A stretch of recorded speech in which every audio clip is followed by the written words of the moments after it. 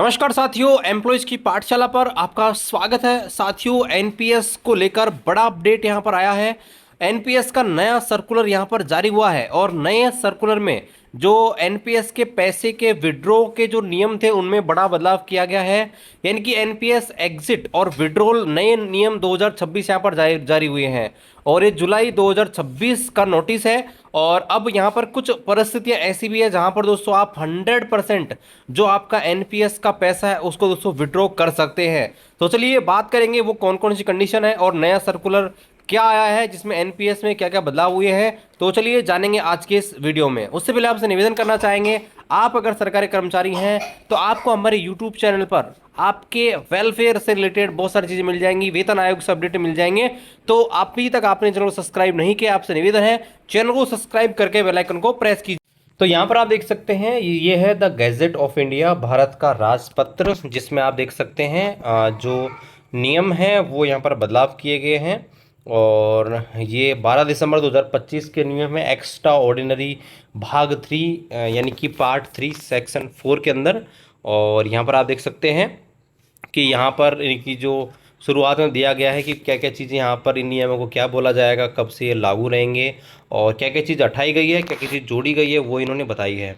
लेकिन हम आते हैं काम की खबर के ऊपर, और ये सरकारी और गैर सरकारी दोनों के लिए यहाँ पर ये नियम लागू रहेंगे। सरकारी के लिए अलग है, गैर सरकारी के लिए अलग है। तो यहाँ पर देखिए, सबसे पहले बात करते हैं कि जो सरकारी क्षेत्र के जो भी सब्सक्राइबर हैं, अगर वो पेंशन निकालते हैं, मतलब पेंशन एनपीएस के अंदर जो पैसे निकालते हैं उसमें क्या नियम यहाँ पर आए हैं। ठीक है, सरकारी क्षेत्र का अभिदाता है तो सरकारी क्षेत्र के अभिदाताओं को राष्ट्रीय पेंशन प्रणाली से निकास यानी कि एग्जिट के लिए। तो यहाँ पर देखिए बताया गया है कि सरकारी नियमों के द्वारा अगर अधिवर्षिता हो जाती है, यानी कि अगर आप यहाँ पर रिटायरमेंट हो जाते हो, नॉर्मल रिटायरमेंट का मतलब 60 साल की उम्र में अगर आपका नॉर्मल रिटायरमेंट होता है तो आप चाहे तो 85 की ईयर तक आप जो है दोस्तों पेंशन में बने रह सकते हैं, एनपीएस के अंदर बने रह सकते हैं।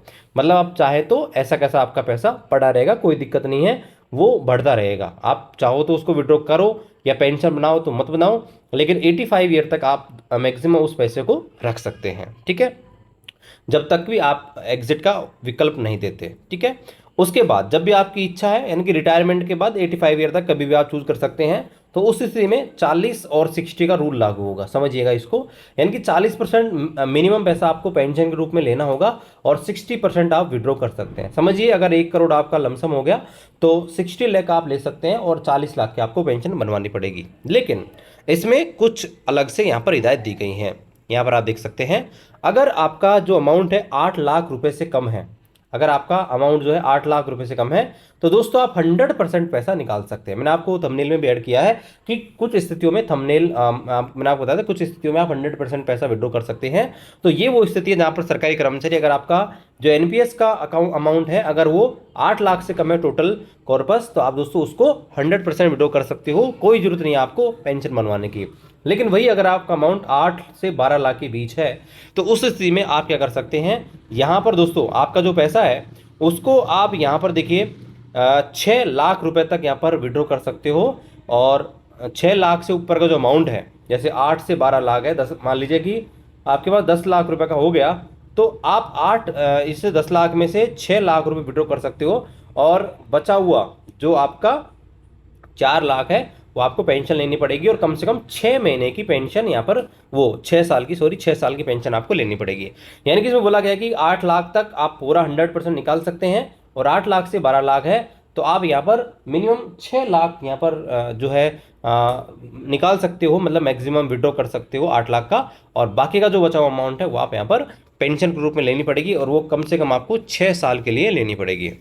ठीक है, दूसरा यहाँ पर बात करते हैं दूसरी कंडीशन की, जहाँ पर अगर वो कर्मचारी है वो सेवा से त्यागपत्र दे देता है या बर्खास्त हो जाता है, डिसमिस हो जाता है या फिर रिमूव फ्रॉम सर्विस हो जाता है, तो वह अपनी इच्छा से आपका जो एनपीएस अकाउंट है उसको बंद कर सकता है। तो उस स्थिति में क्या नियम है, उस स्थिति में उसका नियम यह है कि 80% जो पैसा है वो दोस्तों आपको यहाँ पर जो है एनपीएस में पेंशन के रूप में लेना पड़ेगा और बाकी का बचा हुआ 20% जो पैसा है आप दोस्तों विड्रॉ कर सकते हैं। ठीक है, ये किस स्थिति में है, जब आप यहाँ पर रिमूव फ्रॉम सर्विस हो जाते हो, डिसमिस हो जाते हो या फिर रिजाइन दे देते हो। लेकिन इसमें भी एक चीज़ छूट दी गई है, अगर आपका अमाउंट 5 लाख रुपए से कम है तो आप दोस्तों क्या कर सकते हो, उसको 100% निकाल सकते हो। लेकिन अगर 5 लाख से ऊपर आपका एनपीएस है, अगर आप रिजाइन देते हो, रिमूव फ्रॉम सर्विस है, डिसमिसल है, तो वो फिर आपका 80-20 का रूल लागू होगा, यानी कि 80% की पेंशन 20% विड्रॉ कर सकते हो। तीसरा तीसरा यहाँ पर देखिए, अगर रिटायरमेंट से पहले ही अगर किसी कर्मचारी की डेथ हो जाती है तो उस स्थिति में क्या सीन रहेगा। तो यहाँ पर देखिए बताया गया है कि उस स्थिति में पेंशन का 80% यहाँ पर आपको पेंशन के रूप में लेना पड़ेगा और 20% वही आपका आप विड्रॉ कर सकते हैं।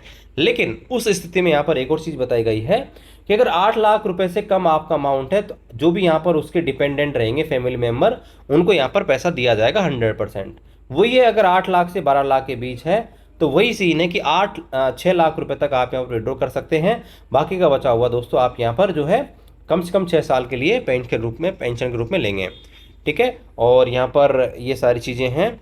कुछ नियम और बताए गए हैं। केंद्र सरकार के सभी कर्मचारी के मामले में यहाँ पर देखिए बताया गया है कि 20 साल की सर्विस, यहाँ पर कुछ कंडीशन हो रहा है, 20 साल की सर्विस पूरी कर लेनी चाहिए, तब जाके सेवानिवृत्त दिया जाता है।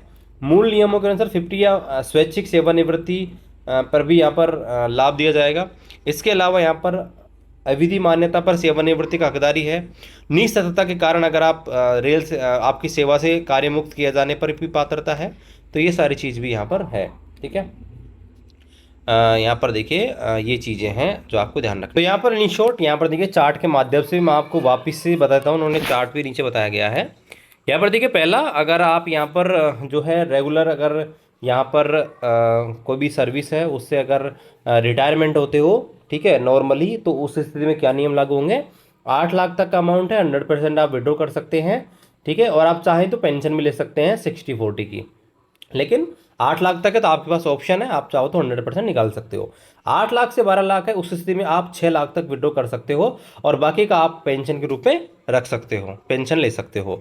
12 लाख से ऊपर है तो फिर आपका 60-40 का नियम लागू होगा। ठीक है, इसके बाद यहाँ पर देखिए अपॉन, अगर आप रेजिग्नेशन दे देते हो, रिमूव फ्रॉम सर्विस हो जाते हो और कुछ कंडीशन है, तो 5 लाख तक का अगर आपका अमाउंट है तो आप दोस्तों यहाँ पर 100% उसको विड्रॉ कर सकते हो।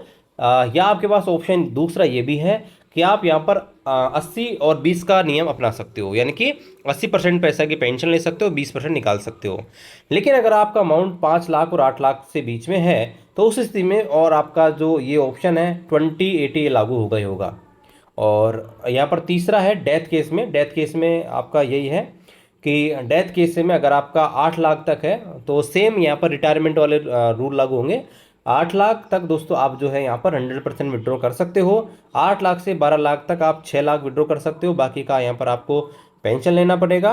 और 12 लाख से ऊपर है तो आप दोस्तों फिर 12 लाख से ऊपर की स्थिति में आप दोस्तों 20 और आपका 80% का नियम लागू होगा। यहाँ पर एक ध्यान देने वाली बात यह है दोस्तों कि यहाँ पर डेथ केस में यहाँ पर ये 20 और 80 का है। ठीक है, लेकिन यहाँ पर अगर आप देखेंगे 12 लाख में जब आप रिटायर होते हो नॉर्मली, तो उस स्थिति में यहाँ पर 60 और 40 का है।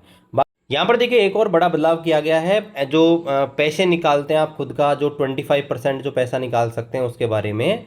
वो दोस्तों इस प्रकार से है कि आपका जो पैसा जमा हो रहा है, देखिए एक आपका खुद का बेसिक और डीए का 10% है, एक आपका गवर्नमेंट एनपीएस के अंदर मिल आ रही है। ठीक है, 14% आपकी बेसिक का। तो आप पैसा निकाल सकते हैं कितनी बार, 4 टाइम। पहले भी था ये। तो आप दोस्तों 4 बार आपका पैसा निकाल सकते हैं।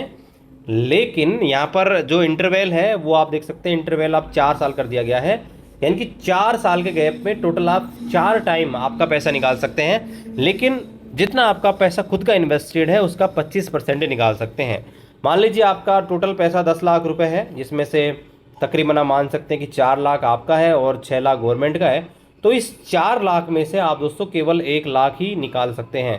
इन कुल मिला के आप देखें तो 10 लाख में से आप दोस्तों 1 लाख रुपए ही निकाल सकते हैं। तो ये आप एक एवरेज लगभग लगा सकते हैं कि टोटल जो आपका अमाउंट है उसमें लगभग 10% पैसा आप दोस्तों निकाल सकते हैं एनपीएस के अंदर। ठीक है, तो जितना भी आपका कॉर्पस बन रहा है तो उसमें से लगभग 10% आप चाहो तो निकाल सकते हैं। ठीक है, तो ये सारी चीज़ें दोस्तों, बाकी कुछ अपडेट आएगा हम आपको अपडेट कर देंगे। आपसे निवेदन है चैनल को सब्सक्राइब करके रखें। तब तक